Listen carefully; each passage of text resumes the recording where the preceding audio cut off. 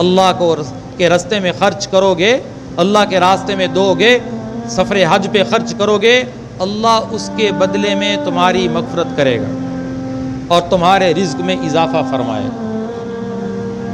अब मुसलमान को ज़रूरत है कि इन जो खुद साख्ता चीज़ें बना रखी हैं, ये भी रुकावट, वो भी रुकावट, कोई रुकावट नहीं, शादियाँ कोई रुकावट नहीं, मकान बनाना कोई रुकावट नहीं, फलां दुनिया का काम कोई रुकावट नहीं।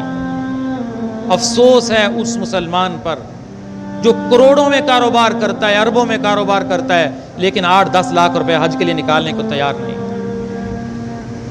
इतनी सख्त वईद सुनने के बाद भी तैयार नहीं है कि ईमान खतरे में पड़ा हुआ है। अल्लाह के नबी फरमा रहे हैं और एक एक कदम पे अल्लाह के नबी नेकियों का, दर्जों के बुलंद होने का वादा फरमा रहे हैं।